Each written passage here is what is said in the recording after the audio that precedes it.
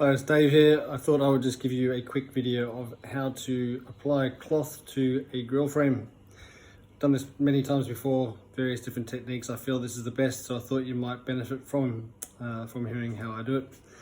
So I'm going to show you what I'm doing. On my table here I've got a cloth. It could be a towel, just something that allows you to shift the the piece around as you orientate it and as you stretch the fabric. Also keeps it nice and clean.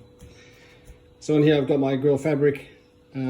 Just double check and make sure that it is actually facing the right direction. I almost made that mistake with this one right here.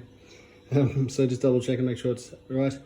You really want to be quite precise with the amount that you, the size you cut the fabric to. As in, don't just assume you need lots of excess and leave a really wide margin. Actually work out with tension just how much you think you need. And I've left, I think, about 1.5 to 2 centimeters all the way around. So what I'm going to do now is I'm going to take my scissors, any old scissors, and I'm just going to cut the corners out. So one of the problems with corners is that if you leave all this material here and then you stretch it over, it all bunches up. Some people say, well, you correct that using a staple. I think that's a bit crude. And depending on how flush you want your grill to be against your baffle, it may impede it traveling as close to the baffle as you want. So let's just remove it. So what I'm going to do, I'm going to try and do this using one hand, which shouldn't be too difficult. You don't want to just come in at a 45-degree angle. It's not enough. When you fold that over, you'll find that material can often fold in this corner. You can meet sort of halfway and overlap, which means you've got to go back and trim it. So I would come in quite shallow. So we're talking maybe, I don't know, what is that, 35 degrees. And then cut down, and allowing for the fact there will be tension as well. You want to cut under the corner. So do about there. You want to come around. It's a bit hard with one hand again, but I'll manage. Again, quite shallow to the same point, and just snip it away like that. Go ahead and do that to all the corners, and then I'll show you what to do after that. So now that I've cut all my corners back, I'm ready to glue it in place. So I'm going to use this stuff called Quick Grip. This is an Australian product, obviously, given my accent. I'd imagine you could use any kind of spray adhesive. It doesn't feel like it should work, you know. It feels like you need something like a bead of contact glue or something along here, like I've actually used something in the past on this grill frame. But this works perfectly, and I'll show you how. Okay, so now I've applied the spray all the way around. You've actually got a little bit of leeway with timing with this stuff. You don't have to panic into getting it pressed down straight away, but you do want to start reasonably soon, so maybe half a minute later. Now you're going to start pulling it over. The first side, don't try and tension it at all, because you will come back and do that on the other side. But you just want to be applying it. Try and zoom out so you can see a bit better. You just want to apply it evenly all the way around. If you make the mistake of actually pulling the fabric, then it'll clearly leave you with not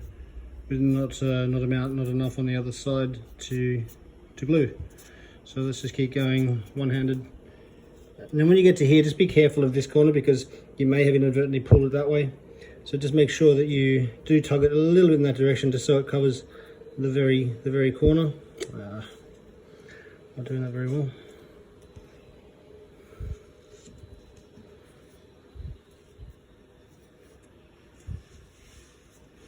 That should suffice. Now swivel it around. So here's the cloth to help you swivel it around. And now you need to actually apply a little more tension. Try and put it over here. So now we're going to start pulling it as we go. You can pull it relatively firm, because this is the final tension that it will be. Well, actually, to be honest, the final tension will be vertical. So you got a little bit of, so don't pull too hard, but just keep moving it around, moving it up. And then again, the corner, make sure you're not pulling it too far away from the corner, because it's got to cover the corner. Pull that around and up, and press it in place.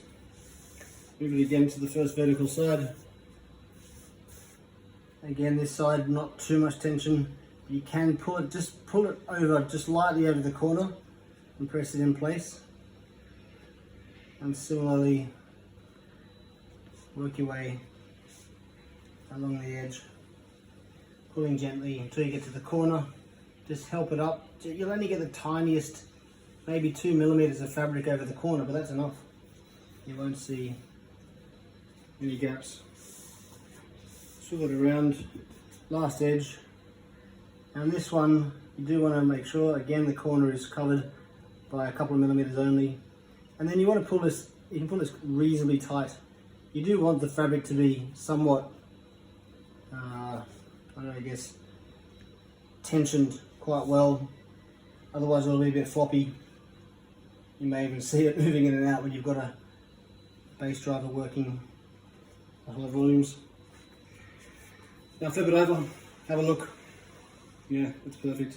Well, relatively. Go back and make sure all of the fabric is well placed down and all of your corners are covered.